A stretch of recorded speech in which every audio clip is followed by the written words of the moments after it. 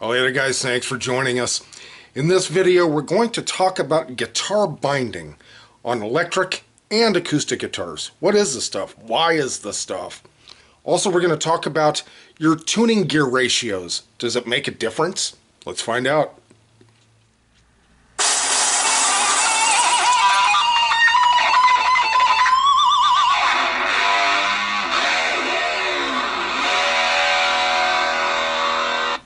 Guys, welcome to Rock Hard Riffs. This is the guitar channel for the self-taught. Hey, if you're new to our channel, check out other stuff after this, and if you're interested in what we do, please subscribe. We'd really appreciate that. Alright guys, we're going to talk about binding and tuning gear ratios. What we see here on an acoustic is we have this little strip of fancy stuff that's called purfling, and then on the outside of that is binding. Now, binding for an acoustic is a little bit different than, say, for an electric.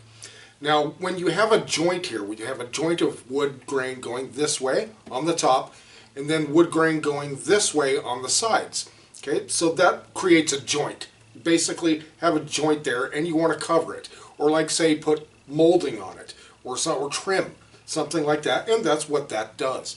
It also protects the guitar from, say, accidentally dinging these, and I can feel a little ding right here as I mention it, where you might bump into things, or something bumps into you, into the edge of the guitar.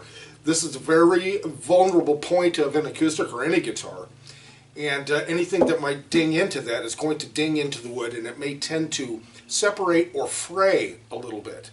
So that's, again, why you have binding there. Now, some bindings are multiple layered or single layered like this one is, and the purfling on top of it to, again, give it just a nice little pretty transition. Now think about this. How about flooring? There's always a transition between flooring, like if you have wood to tile, or wood to carpet, or carpet to tile, etc., etc. There's generally going to be some type of transition or a piece of molding, and that helps to protect the flooring. And that's what the binding is there for. Okay, what about an electric? Also, guys, make sure to have a look in the description. I have some other videos that I'm linking in the description, so you can see how an acoustic and an electric are both, how the binding is applied and that sort of thing. Now, binding is going to make your instrument more expensive. Is it going to make it play better or any differently? No, it's pretty much just for aesthetics, how it looks. Now, you're not going to have the same issues with an electric like this as you would an acoustic, except for possibly dinging it and banging it. Man, your headstock is, this is one of the most vulnerable parts of your guitar. How many times have I dinged this area with different guitars? Endless, right? And so it is kind of important for that reason to maybe have a little binding there, but you're not so, the wood isn't going to fray, it just might dent a little bit, a nick or what have you. So, but this is fancier, right? This looks fancy. The neck is bound as well as the body and the headstock. That takes a lot of work. That is labor intensive, guys. So keep that in mind. That will increase the cost of the guitar. Okay? So that's it. That's what binding is. It's made out of generally some type of plastic, usually like ABS or PVC. It can also be made of very thin strips of wood.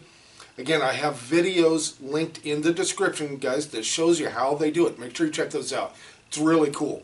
They just route out a little groove wherever they're going to apply the binding, and then they just put it in there and they tape it down, or they wrap it in cloth. It's kind of a trip. It's really cool. So make sure you have a look at that. All right, guys, now let's talk about gear ratio for your tuners. Now this one, this ESP E2 Mystique, happens to have walking Goto tuners. Okay, so it's not really that big a deal here with that, because down at the bridge, down on the Floyd Rose bridge here, we also have these fine tuners, which will pick up or take out slack, whichever way you need to do it. Now, there are different ratios. Generally, it's like 14:1 or 18:1, and what that means is you turn that tuning knob 18 or 14 times for this part, the machine head here, to revolve 360 degrees, or one full turn. So you turn this 14 times, and this thing will rotate one time. Or you turn it 18 times, and this will rotate one. Obviously, the 18:1, you're going to have a much finer tuning. Think of it also like a bicycle, the gears on a bicycle. You know, when you've got it in a super low gear, you're just pedaling like crazy, but you're not really going anywhere. That's made for like uphill sort of thing, that sort of thing, but also it gives you a finer tuning as well for a machine head. Does it matter? It's really a matter of preference. Let's say this is 14:1 and I have my fine tuners down here. I'm going to absolutely have no problem whatsoever in tuning. Now let's say it's I have a guitar that's just 14:1 and no fine tuners still. My little Epiphone Les Paul Special. Odds are those are probably 14:1 gear ratio, but it tunes perfectly well, tunes fine. Really, a big thing also about your tuning is, you know, your nut. That's really important. And are these tight? Make sure you go around every once in a while and tighten a nut here and there, because these things do vibrate. Sometimes they can come loose, and maybe that could be an issue. But again, 14:1, 18:1 are the general gear ratios. So hopefully that explains gear ratio for you with your tuners. Again, okay guys, in this video we discussed binding, what it's made of, why it's there, and we talked about gear ratio on your tuners. Does it matter? Yes or no? If it matters to you, then it matters. Alright?